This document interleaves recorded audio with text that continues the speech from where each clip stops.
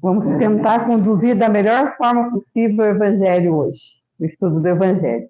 Então, para quem está com o Evangelho da casa, já está marcadinho, é só abrir. Pessoal de casa, boa noite a todos, bom dia ou boa tarde para quem vai assistir depois, a gente sabe o horário, né? Mas se vocês quiserem acompanhar pelo Evangelho, nós estamos usando o livro Evangelho segundo o Espiritismo, e nós vamos estudar hoje o capítulo 2, tá? Item 2, a vida futura. Como há uma diferença de páginas de uma tradução para outra, ou de uma editora para outra, então vocês procurem aí pelo nome do capítulo, tá? Pelo número do capítulo, tá bom? Então é o capítulo 2, item 2. Tá, pessoal? Todo mundo achou aí? Tá? Então, beleza. Na última vez que eu estive aqui, nós já demos início a esse capítulo. Eu falei apenas sobre o cabeçário do título, do capítulo, que é essa primeira, o item número 1 aí, que é a parte que Kardec tirou do Evangelho de João, capítulo 18, versículo 33 a 37, falando do encontro de Jesus com Pilatos. Então, para aqueles que quiserem rever ou ver, quem não assistiu todo o contexto histórico que a gente colocou esse trecho, é só acessar o nosso canal lá no YouTube, a palestra está lá, tá? É só procurar lá, Meu Reino Não É Deste Mundo. Tá? Só Meu Reino Não É Deste Mundo mesmo, tá? Hoje, nós vamos, então, trabalhar em cima dos ensinamentos que Kardec tira desse trecho. No decorrer do capítulo todo, Kardec ele separa o capítulo em 3 itens: a vida futura, a realeza de Jesus e o ponto de vista. E esse primeiro item aqui seria a principal ideia que ele tira dessa passagem aqui, que ele tirou do Evangelho de João. Então, para a gente se situar, vamos ler o item 1, para que a gente possa entender e tentar descobrir qual é esse primeiro ensinamento. Então, vamos lá. Tornou, pois, a entrar Pilatos no pretório e chamou a Jesus e disse-lhe: Tu és o rei dos judeus? Respondeu-lhe Jesus: O meu reino não é deste mundo. Se o meu reino fosse deste mundo, certo que os meus ministros haviam de pelejar para que eu não fosse entregue aos judeus. Mas por agora, o meu reino não é daqui. Disse-lhe então Pilatos: Logo tu és rei? Respondeu Jesus: Tu dizes que eu sou rei. Eu não nasci nem vim a este mundo senão para dar testemunho da verdade. Todo aquele que é da verdade ouve a minha voz. Então, aqui dentro, Kardec, então, ele vai destacar 3 ensinamentos. Ele vai destrinchar. E esse primeiro ensinamento que nós vamos trabalhar hoje é justamente o ensinamento principal que valida todo o tempo que Jesus passou conosco ensinando a sua doutrina, os seus ensinamentos, passando para nós os ensinamentos. Então, a pergunta que eu faço para vocês: esse trecho aqui, ele é justamente o diálogo antes do julgamento e da via crucis, da crucificação. Tem toda a crucificação, todo aquele ritual que a gente está cansado de saber. Qual é o ato de Jesus? Em todo esse percurso, até o final desta jornada, que valida todo aquele tempo que ele passou ensinando a todos nós. E aí? Qual foi o ápice, a cereja do bolo nos ensinamentos de Jesus? Que vai validar tudo. Tudo que ele ensinou: amar o próximo como si mesmo, amar os inimigos, dar a outra face. Qual é a atitude que ele toma que valida tudo? Ninguém, gente?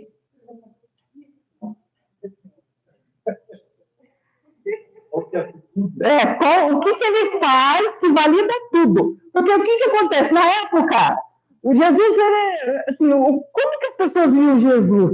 Quem não era discípulo de Jesus? Quem não seguia, quem não estava ali querendo ao auxílio dele, ouvir as palavras dele, o que essas pessoas tinham? Que ideia que eles tinham de Jesus? Doido. Esse cara é louco. Esse cara é charlatão, esse cara é louco, esse cara é herege. Mas o que muda todos esses pensamentos? Porque ele vai ensinando, ele vai passando dos ensinamentos, e dos ensinamentos vão, então, deixando as pessoas mais perplexas ainda. Como assim amar o inimigo? Como perdoar 70 vezes 7? Como assim? Eu vou dar outra face? O que valida tudo? Porque parecia um absurdo, realmente parecia um absurdo. Mas ele tem um ato que vai fazer com que tudo isso não seja absurdo.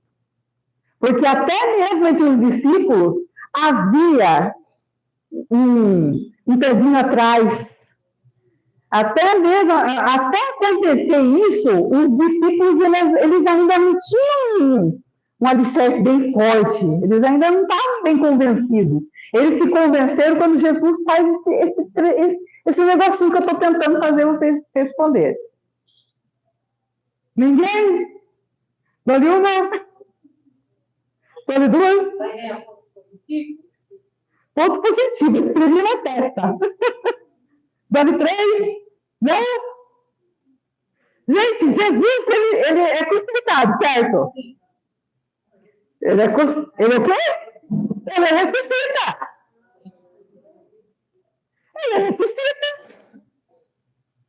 Ele vence a morte. Ele veio mostrar que a morte não existe, na verdade. Não existe. Não tem morte.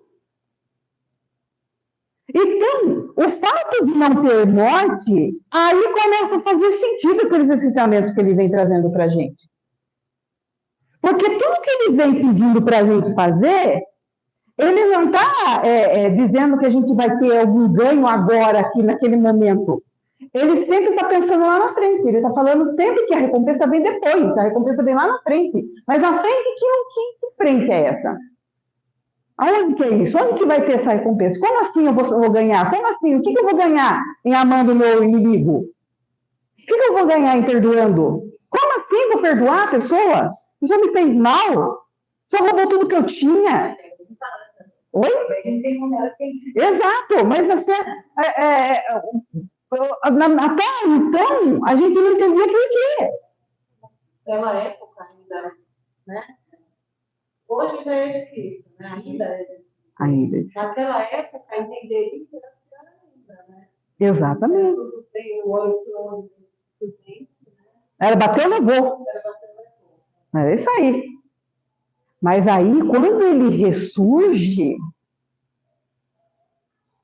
quando ele ressuscita, quando ele mostra, olha, gente, olha, eles arrebentaram com o meu corpo, mas eu estou aqui. Firme e forte. Em todo esplendor. Ele mata a morte. Acabou, não existe mais morte. Só existe vida. Vida. Vida física, vida espiritual. É isso que ele vem mostrar para a gente. Quando a gente estudou lá atrás o item primeiro das 3 revelações, a gente viu sobre Moisés, Jesus e o Espiritismo. O que a gente viu? Que Moisés, ele veio trazer a ideia do Deus único, mas ele focava as recompensas em seguir as leis aqui, no plano físico. Então, se a gente seguisse as leis direitinho, a gente ia ter prosperidade, a gente ia ter riquezas, a gente ia ter uma vida longa. Essa era a ideia dos judeus na época. Então, para os judeus, a felicidade era você ter domínio dos outros povos, era estar por cima. Era ser o todo-poderoso entre os povos. A partir do momento que a nação, os judeus, eles passavam, caía a prosperidade, ou eles caíam nas mãos de seus inimigos, era sinal de que Deus estava aborrecido com eles, a cabeça deles era essa. Então eles estavam em pecado, eles estavam pecando, por isso que eles estavam passando por aquilo. Então Moisés, ele vem trazer a ideia da recompensa aqui ainda em vida, numa vida longa. Mas Jesus veio trazer outro ponto de vista. Jesus veio mostrar que a recompensa não é aqui. A recompensa é no plano espiritual. E que a morte não existia. Ele tentava fazer com que a gente entendesse, mas a gente não conseguia entender. A gente só foi entender e ver, os discípulos principalmente foi entender e ver isso quando ele ressurgiu.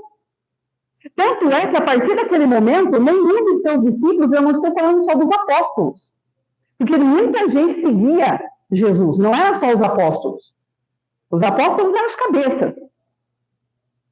Aí os discípulos de Jesus, eles começaram então a seguir os seus ensinamentos de uma maneira tal que eles não tinham medo da morte.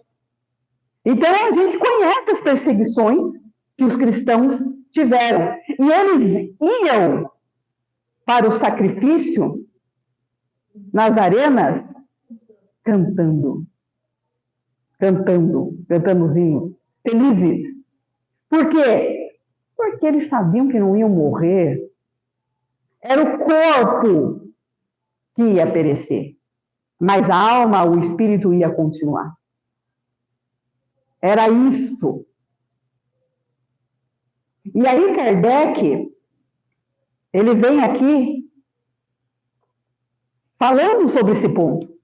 A vida futura, no item 2 aí. Por estas palavras, Jesus se refere claramente à vida futura, que ele apresenta em todas as circunstâncias como fim a que se destina a humanidade e como devendo ser o objeto das principais preocupações do homem sobre a terra. Todas as suas máximas se referem a esse grande princípio. Sem a vida futura, com efeito, a maior parte dos seus preceitos de moral não teriam nenhuma razão de ser. É por isso que os que não creem na vida futura, pensando que ele apenas falava da vida presente, não os compreendem ou os acham pueris. Porque, claro, gente, imagina a gente falar, como que eu vou fazer bem ao meu inimigo? Como que eu vou perdoar quem me fez o mal? Ele vai ficar aqui de boa? E eu vou ficar aqui sofrendo? Eu perdi tudo. Eu perdi meu filho, eu perdi minha casa, eu perdi minha fortuna, eu perdi tudo. E agora eu vou ser obrigada a perdoar? Roma tirou tudo de mim e eu sou obrigada a perdoar? Como assim? Eu estou na miséria, estou doente. Então não fazia sentido, era louco. Só começou a fazer sentido quando se percebeu que tinha essa vida depois. Então eu poderia morrer doente, na miséria, mas quando eu desencarnar, lá eu ia receber. Ali eu seria feliz. Ali eu seria curada. Ali eu receberia a recompensa do perdão que eu dei. Do amor que eu dei ao meu inimigo. E aqui ainda Kardec continua. Esse dogma pode ser considerado, portanto, como ponto central do ensinamento do Cristo. Eis porque está colocado entre os primeiros no início dessa obra, pois deve ser a meta de todos os homens. Só ele pode justificar os absurdos da vida terrestre e harmonizar-se com a justiça de Deus. Porque tem muito absurdo. Se a gente não pensar que tem uma vida depois da morte, gente, como que a gente explica todas essas atrocidades que a gente vê por aí? Todas essas maldades, essa miséria toda, essas guerras, pessoas que nascem já doentes, pessoas que nascem estrupiadas já, pessoas na miséria, enquanto outros estão cheios na opulência ali, só cheios do dinheiro, viajando lá nas Maldivas, curtindo os cruzeiros. E quantos aqui que tem que sair empurrando um carrinho pesado de reciclagem, cedo, de madrugada, revirando lixo. Muita gente revirando lixo para comer. Para comer. Gente passando fome, tem gente morrendo de fome. Essas guerras. Pessoas ali morrendo de medo de sair na rua porque pode cair uma bomba a qualquer momento. Ou algum doido se explodir no meio de uma multidão. Então, como explicar essa loucura do mundo sem uma vida futura? Falem para mim, porque eu não sei, gente. Uma vida pregressa, consequência também da vida anterior, né? Exatamente. Como que pode a pessoa ser assim, né? Não tem nenhum motivo. E às vezes nasce já, como você disse, já nasce doente, por exemplo. Uhum. Qual o pecado que ela cometeu para estar recebendo essa injustiça, né? Exatamente. Se não tiver a vida futura aí, a pregressa, não tem a explicação lógica para esses ensinos que seriam absurdos. Exatamente. Então, só com essa visão que a gente vai ver justiça. A gente vai ver que Deus é realmente bom. Porque o que faz Deus ser Deus? Ele tem que ser onipresente, onipotente, onisciente, justo e bom. E se Deus permite essas atrocidades, como que ele vai ser bom? Mas a gente só vai conseguir entender que Deus é bom por causa dessa vida futura, por causa dessa vida espiritual. Porque essa vida material aqui, ela não é permanente, gente. Ela não é. A matéria foi criada depois do Espírito. Deus criou primeiro o Espírito. Existem 3 elementos gerais no universo. Quais são? Ai, gente. Deus, eu falei, Espírito e matéria. É isso. A matéria, o plano material, se ele pode acabar totalmente, que não vai afetar em nada o plano espiritual. A nossa casa real é o plano espiritual. Todo mundo aqui vai morrer. Desculpa avisar, você sabe disso, né? Você sabe que todo mundo aqui vai morrer, né? Você desculpa, né? Não sei, às vezes alguém não sabe. Né? Todo mundo aqui vai morrer. Vai morrer em relação ao corpo físico. É o corpo que vai perder a vitalidade. Mas o que permanece? O espírito. Em que nós somos? Mais alto. Espírito. Nós somos espíritos. A gente tem uma mania feita de falar, o meu espírito. É o meu corpo, na verdade. É o meu corpo, não o meu espírito. Não é o corpo que tem um espírito. É o espírito que tem um corpo. Então faz sentido ter medo da morte? Não. Mas a gente tem medo da morte? Tem. Tem. A gente tem medo da morte.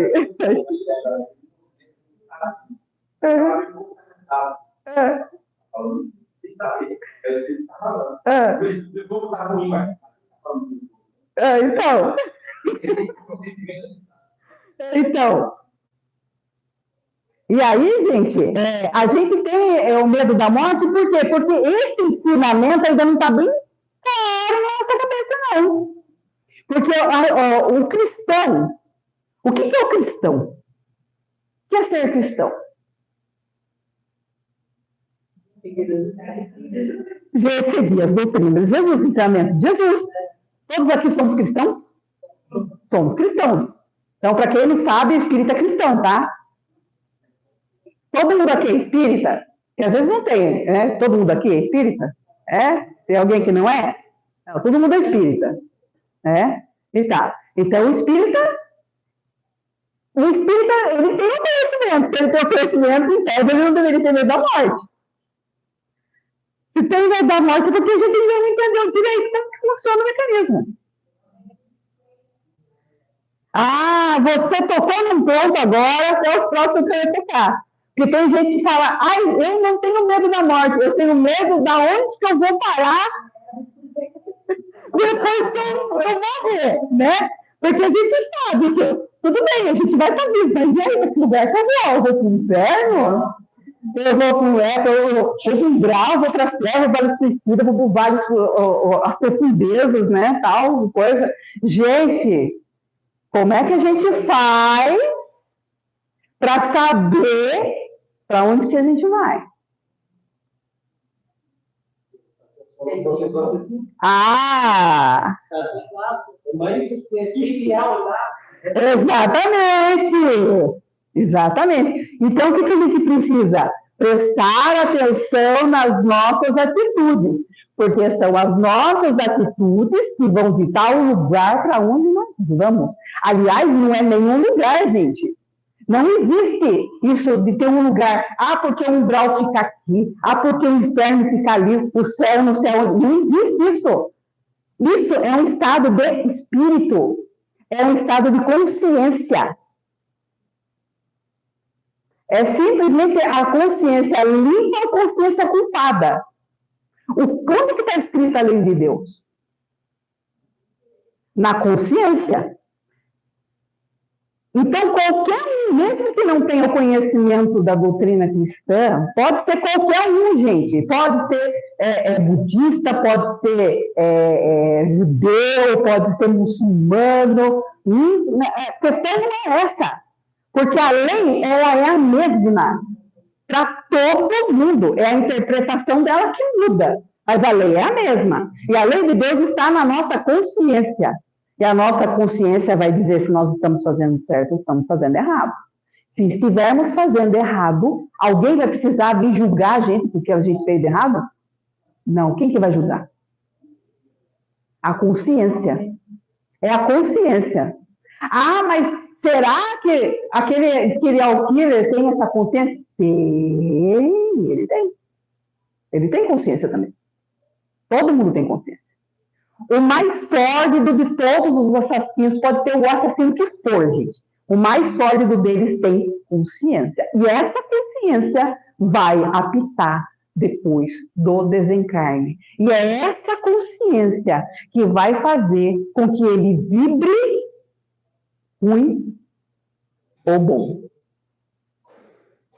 E aí o que vai acontecer? As pessoas que têm a consciência pesada, vibrando num padrão pesado, que têm culpa, que se sentem culpadas, o que vai acontecer com elas? Como elas estão vibrando tudo igual, elas vão se reunir num lugar.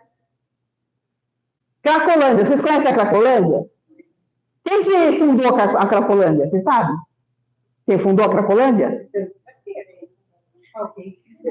Aí tem alguém que foi lá e fundou? Tem alguém que construiu a Cracolândia, foi lá, e vamos fazer agora a inauguração da Cracolândia. Quem foi? Exatamente. Então, o que acontece? A Cracolândia, ninguém fez a Cracolândia, ninguém construiu a Cracolândia. Do que aconteceu? Foi várias pessoas, vários adictos, que começaram a se reunir ali para fazer usar a droga juntos, e aquilo foi aumentando e se tornou o que é hoje. Mas todo adicto está lá? Não. Não está lá.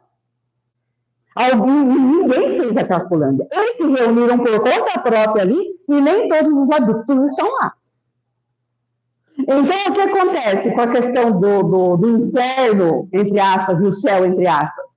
É que as pessoas que vibram alto, que têm um padrão elevado de vibração, elas se vão reunir todas juntas, no mesmo ponto, no mesmo lugar, que é o que a gente chama de colônia espirituais, e que as pessoas chamam de céu, as outras religiões.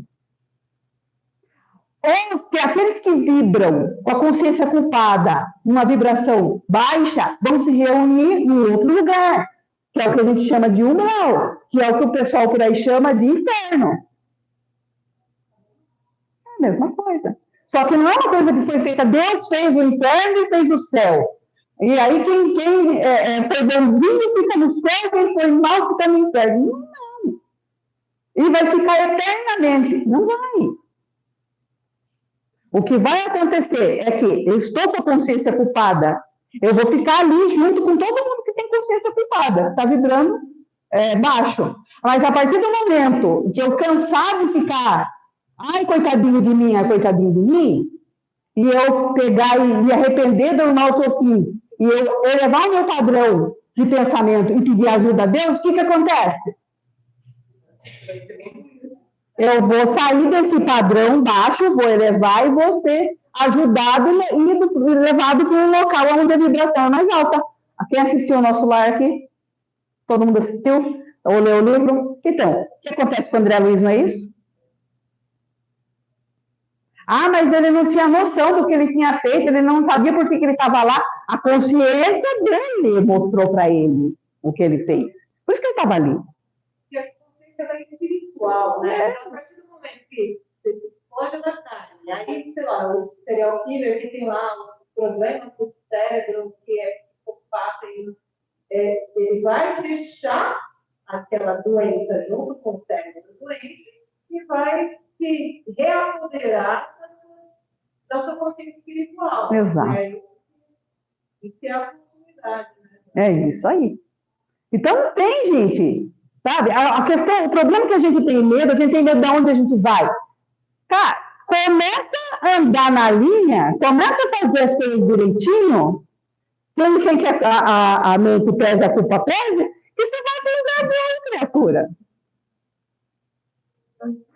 É simples, né? Estou falando que é fácil, tá?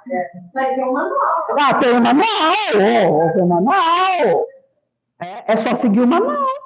É só seguir lá. Jesus ainda resumiu, né? Amar a Deus sobre todas as coisas é o próximo conhecimento. Pronto, acabou. Só fazer isso. Faz isso que tá tudo certo. A hora que vocês desencarnarem, vai tudo lugar bom. Tudo feliz. Tudo de boa. Então, a questão não a gente, cara, o espírito não pode ter medo da morte. Agora, o receio de para onde vai. Então, vamos resolver isso aí. Começa a resolver agora. Porque, como disse Pedro, o amor cobre uma multidão de pecados. Então, esquece o que foi para trás. Quando a gente fez as besteiras daqui para trás, é porque a gente não tinha conhecimento. Então, a gente vai pegar daqui para frente. O daqui para trás a gente resolve depois, lá. Mas daqui para frente, vamos fazer o que é para fazer, certinho. Para que a gente possa desencarnar e manter uma vibração razoável para a gente estar num lugar bom, com os espíritos bons.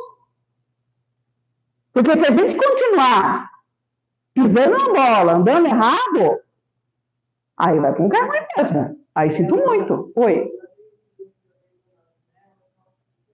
Então. Uhum.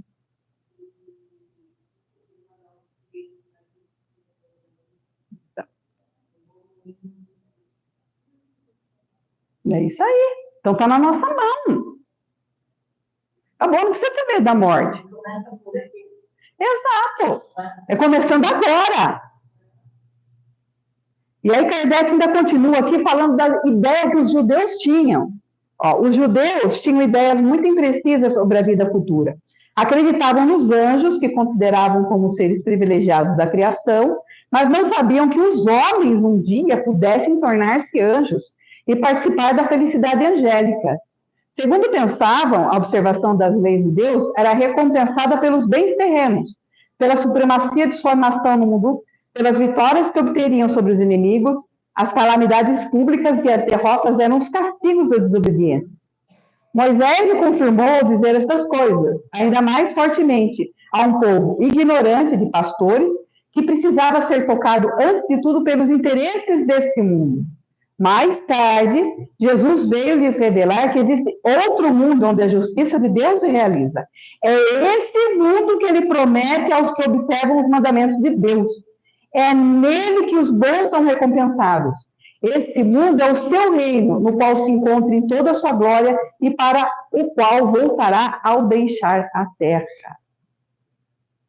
Então, essa ideia errônea que a gente tem, os judeus, na cabeça deles, era muito conturbado. Tinha o anjo, tinha o demônio, e a gente está com essa ideia ainda, né? De anjo e de demônio. A gente está com essa ideia, a gente não pensa que um dia nós vamos evoluir ao ponto de nos tornarmos anjos. Vocês sabiam disso? Vocês sabiam que vocês serão anjos um dia? Então, vai, Pia.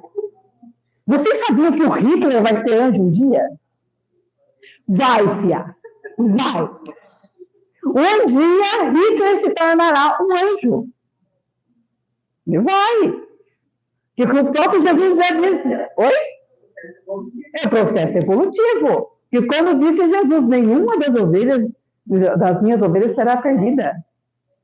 Não é essa parábola que diz? Você deixa lá a parábola das ovelhas, você deixa as 99 lá no cercadinho e vai atrás daquela uma que está perdida? E vocês acham que Deus ia destruir uma criação dele? Então, sinto muito informar, mas Hitler um dia será um anjo. Quanto tempo isso vai levar? Nós não sabemos. Né? Verdade. Agora você falou a verdade. Exatamente. Agora nada. É só de querer. Então.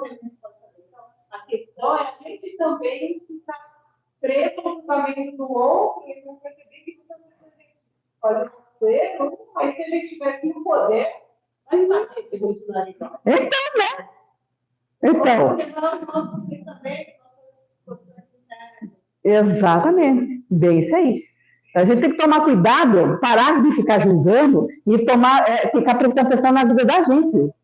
A gente tem uma mania feia de ficar olhando a vida dos outros. Porque a vida dos outros é dos outros. A nossa que a gente tem que dar direção. Certo? E aí, continuando aqui, Jesus, entretanto, conformando o seu ensino ao estado dos homens da época, evitou de lhes dar o esclarecimento completo que o deslumbraria em vez de iluminar, porque eles não teriam compreendido.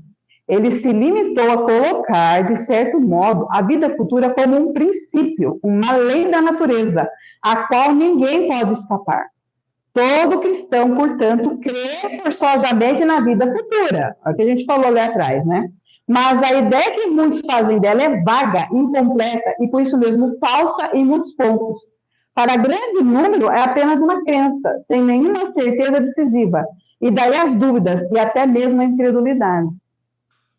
Então, tem muita gente que diz, você está em céu, você dá um mundial, porque o céu está lá em cima. Como assim? Aí agora o homem já foi para o espaço, né? Cadê esse céu? Onde não acharam? Já entrou no fundo da terra, cadê o inferno? Não tem inferno no fundo da terra, onde está? Onde que foi? E tal. Só que Jesus, quando ele veio trazer esse conhecimento de que tinha uma vida futura, já foi difícil o povo entender. Vocês acham que tinha condição deles entenderem o que os espíritos trouxeram através de Kardec depois? Não tinha condição. A gente está aqui batendo a cabeça, né? Agora mesmo, nesse momento, ele como assim, né? E tal. Então, Jesus, ele fez o que ele podia fazer na época. E aí o Espiritismo vem agora para mostrar como é essa vida futura. No Livro dos Espíritos, então eu aconselho vocês, a quem não tem, a adquirir o Livro dos Espíritos e ler e estudar o Livro dos Espíritos. Tá? Seguir o exemplo do Divaldo, né, que leu trocentas vezes o Livro dos Espíritos, que a Joana ele leu uma vez, passando bem rapidão, a Joana falou para ele ler de novo, aí ele leu mais devagar, aí a Joana falou para ele ler mais uma vez, aí ele resolveu estudar mesmo, ler pausadamente, refletir em cada ensino. Ali no Livro dos Espíritos vai mostrar direitinho como que é que funciona a coisa. Tem uma parte do Livro dos Espíritos só da vida no plano espiritual, explicando tudo. Então, se vocês quiserem saber como é que funciona, como é o esquema, é só ir lá. Ou então, participar com a gente, ó, no começo do ano, já vou convidando vocês, a gente tem aqui o início da matrícula para o ESD, que é o Estudo Sistematizado da Doutrina Espírita. É um curso de doutrina. Então, se vocês quiserem participar, se matriculem para a gente estudar junto. Para a gente conseguir entender como que funciona o mecanismo e começar a viver daqui para frente, para que a gente possa desencarnar sem medo. Chega de morte, não tem morte, acabou a morte, não existe morte. É vida material e vida espiritual. E sem medo. E aí, continuando, o Espiritismo veio completar neste ponto, como em muitos outros, o ensinamento do Cristo, quando os homens se mostraram maduros para compreender a verdade. Com o Espiritismo, a vida futura não é mais simples artigo de fé ou simples hipótese. É uma realidade material provada pelos fatos, porque são as testemunhas oculares que a vêm descrever em todas as suas fases e peripécias, com a inteligência mais vulgar, de tal maneira que não somente a dúvida já não é mais possível. Com uma inteligência mais vulgar, pode fazer uma ideia dos seus mais variados aspectos, da mesma forma que imaginaria um país do qual se dê uma descrição detalhada. Ora, essa descrição da vida futura é de tal maneira circunstanciada, são tão racionais as condições da existência, feliz ou infeliz, dos que nela se encontram, que acabamos por concordar que não podia ser de outra maneira e que ela bem representa a justiça de Deus. Gente, testemunhas, quem são essas testemunhas? Alguém já voltou para dizer como é que é lá do outro lado? Certeza? Ninguém voltou. Tem um monte. Tem um monte. Gente, quando você. O espírita gosta de romance, né? Vocês gostam de romance? Vocês gostam, né? Nós gostamos de romance. Sempre os romances espíritas, lá não tem lá psicografia de tal pelo espírito tal. E o que esse espírito tal está falando através da psicografia de tal? Como que é? Né?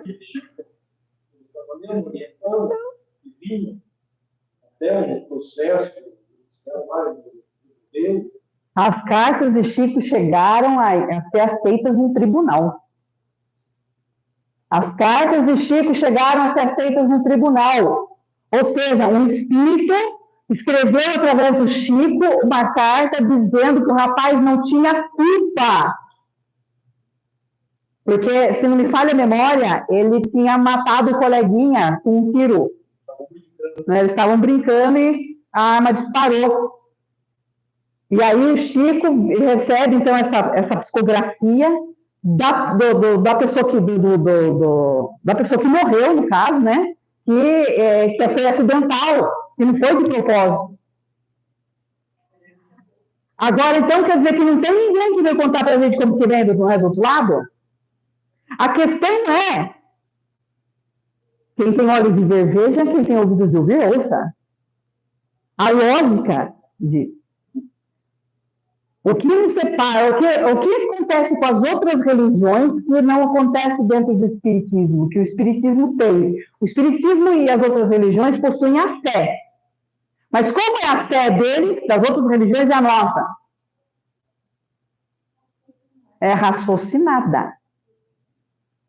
Então, a gente não acredita torta direito. O que a gente faz? Pesquisa, estuda. O que eu estou falando aqui, vocês têm que aceitar? Não. Vai atrás para ver se tem fundamento. Tem lógica para vocês o que eu estou falando? Tá, faz lógica. A Débora está falando, vamos pesquisar, vamos ver se outras pessoas falam também. Faz sentido, não faz sentido? Então é isso. É a questão do sentido. E aí a gente vê milhares de cartas que Chico psicografou que não tinha como. Nós temos de filme As Mães de Chico lá com o depoimento daquelas mães. O que elas ganharam para ir lá e falar aquilo ali? Então, gente, a gente tem embasamento, a gente sabe que é assim. E outra, queira ou não queira, no fundo da nossa alma, da onde nós viemos? Nós fomos criados no momento na barriga da nossa mãe, ali naquele momento? De onde que nós viemos? Onde nós estávamos antes de entrar dentro da barriga da mãe? Só um atendo, você viu que é sexta, agora, a hora que o sêmen vai jogar com a explosão de luz. Então, você está vendo? O espírito agrega no óvulo e no sêmen da mãe, começa a... Exato.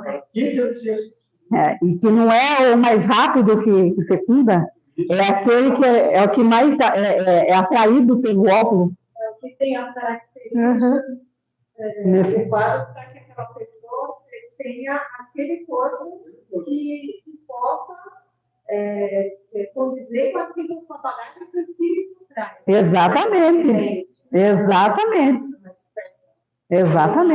Adequado para aquela combinação.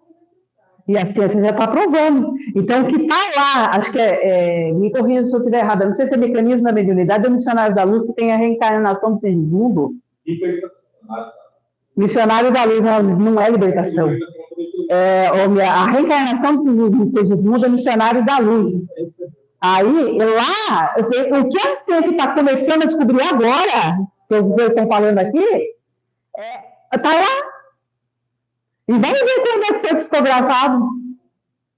Eu não lembro o ano, mas deve ser lá por 50, 40, alguma coisa. Então. Faz de novo, criatura. Faz de novo. Então, aí, olha para vocês verem como é que é a situação.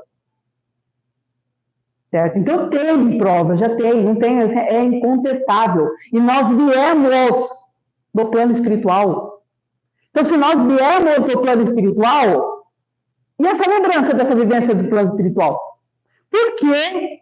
Porque os povos mais primitivos que existiam sobre a Terra, eles tinham seus cultos. Da onde que vinha essa ideia de culto à divindade? Da onde que eles traziam? Eles não foram criados naquele momento ali que eles entraram na barriga da mãe, já traziam lá do plano espiritual, porque a gente foi criado no plano espiritual. Quando Deus cria o princípio inteligente, Ele cria no plano espiritual. Ele não cria na matéria. Aqui, o plano material é o laboratório, é o lugar onde a gente vai pôr em prática, porque Deus quis nos criar simples e ignorantes. E Ele quis que nós evoluíssemos através das experiências. Então, nós encarnamos no plano material para ter essas experiências e evoluir. E para ser espírita, nós temos basicamente 5 princípios: a crença em Deus, a crença no Espírito e na imortalidade dele, a comunicabilidade do Espírito, a reencarnação e a evolução. Então, o Espírita precisa acreditar nisso. Senão, não tem como. Então, nós somos seres que precisamos evoluir, fadados a nos tornarmos anjos. Ou arcanjos, porque os arcanjos são mais... Acho que o serafim é o mais elevado de todos, né? Não sei. Pois, já dá? Eu não queria evoluir da humanidade, então não sei. Ai, meu Deus, não. E aí, gente, então, o que eu posso dizer para vocês para a gente encerrar isso aí? Não tem morte. Não tem morte. Mãe, seu filho está vivo.